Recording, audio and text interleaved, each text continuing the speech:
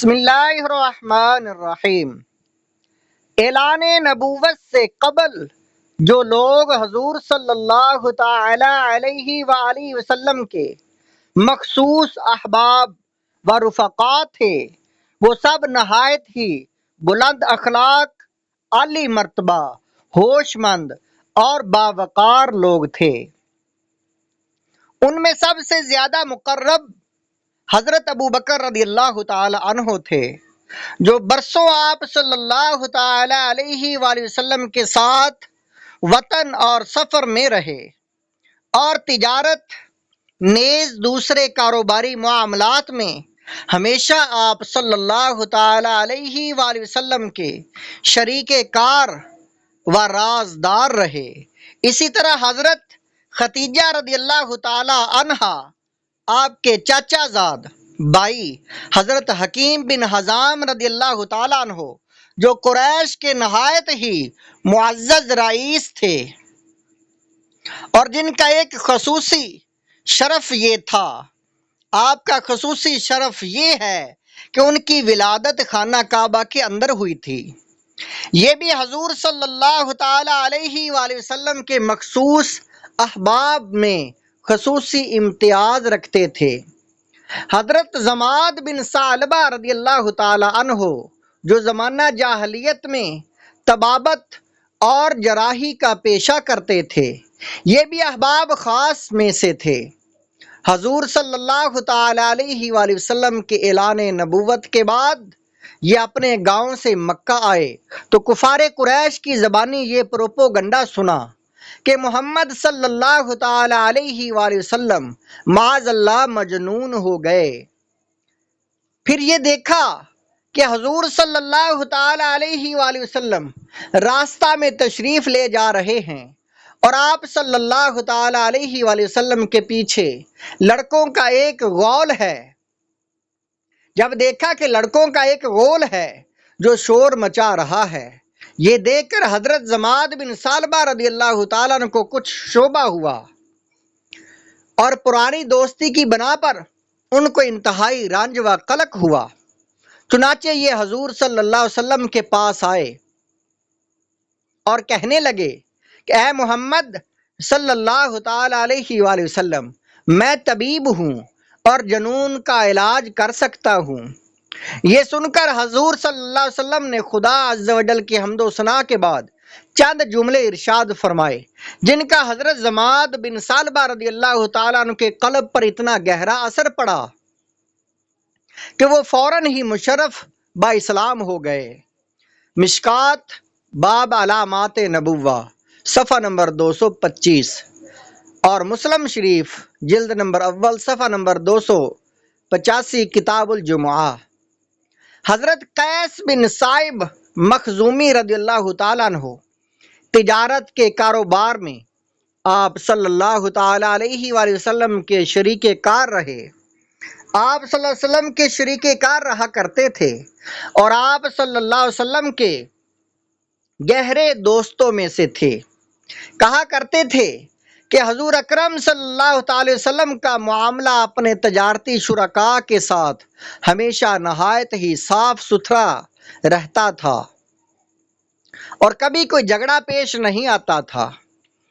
استیعاب جلد نمبر 2 صفحہ نمبر 537۔ موحدین عرب سے تعلقات۔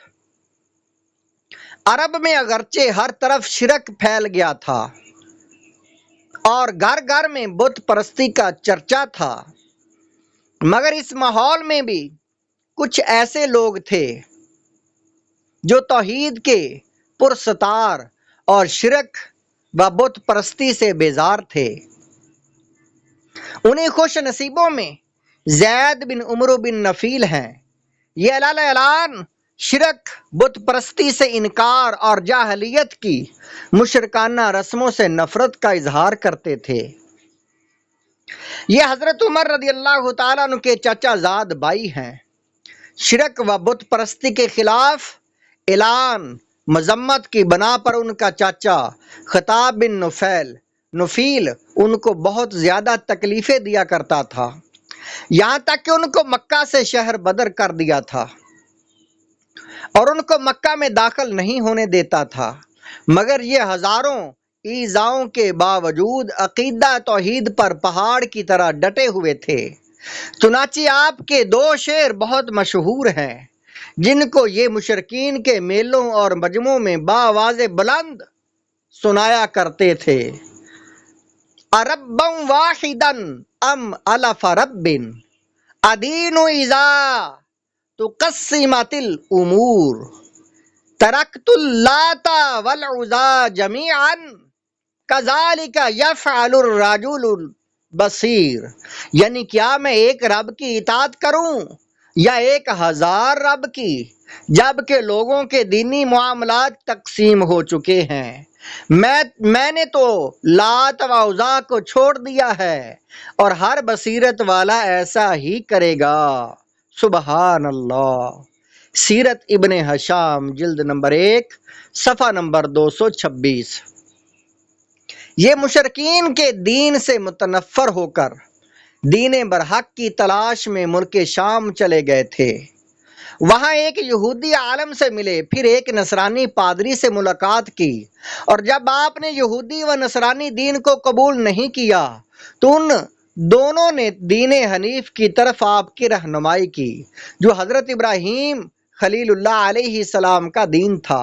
اور ان دونوں نے یہ بھی بتایا کہ حضرت ابراہیم علیہ السلام نہ یہودی تھے نہ نصرانی، اور وہ ایک خدائے واحد کے سوا کسی کی عبادت نہیں کرتے تھے۔ یہ سن کر حضرت زید بن عمرو بن نفیل ملک شام سے مکہ واپس آ گئے اور ہاتھ اٹھا اٹھا کر مکہ میں بآواز بلند یہ کہا کرتے تھے کہ اے لوگو، گواہ رہو کہ میں حضرت ابراہیم علیہ السلام کے دین پر ہوں۔ سیرت ابن ہشام جلد نمبر 1 صفحہ نمبر 225۔ اعلان نبوت سے پہلے حضور صلی اللہ علیہ وسلم کے ساتھ زید بن عمرو بن نفیل کو بڑا خاص تعلق تھا، اور کبھی کبھی ملاقاتیں بھی ہوتی رہتی تھیں۔ چنانچہ حضرت عبداللہ بن عمر رضی اللہ تعالی عنہما راوی ہیں کہ ایک مرتبہ وحی نازل ہونے سے پہلے حضور صلی اللہ علیہ وسلم کے مقام بلدہ کی ترائی میں زید بن عمرو بن نفیل سے ملاقات ہوئی تو انہوں نے حضور صلی اللہ علیہ وسلم کے سامنے دسترخوان پر کھانا پیش کیا۔ جب حضور صلی اللہ علیہ وسلم نے کھانے سے انکار کر دیا تو زید بن عمرو بن نفیل کہنے لگے کہ میں بتوں کے نام پر ذبح کیے ہوئے جانوروں کا گوشت نہیں کھاتا، میں صرف وہی ذبیحہ کھاتا ہوں جو اللہ تعالیٰ کے نام پر ذبح کیا گیا ہو۔ پھر قریش کے ذبیحوں کی برائی بیان کرنے لگے اور قریش کو مخاطب کر کے کہنے لگے کہ بکری کو اللہ تعالیٰ نے پیدا فرمایا، اور اللہ تعالیٰ نے اس کے لیے آسمان سے پانی برسایا اور زمین سے گھاس اگائی۔ پھر اے قریش، تم بکری کو اللہ کے غیر بتوں کے نام پر ذبح کرتے ہو، معاذ اللہ۔ حضرت اسماء بنت ابو بکر رضی اللہ تعالیٰ عنہ کہتی ہیں کہ میں نے زید بن عمرو بن نفیل کو دیکھا، وہ خانہ کعبہ سے ٹیک لگائے ہوئے کہتے تھے کہ اے جماعت قریش، خدا کی قسم میرے سوا تم میں سے کوئی بھی حضرت ابراہیم علیہ السلام کے دین پر نہیں ہے۔ بخاری شریف جلد نمبر 1 باب حدیث زید بن عمرو بن نفیل صفحہ نمبر 540۔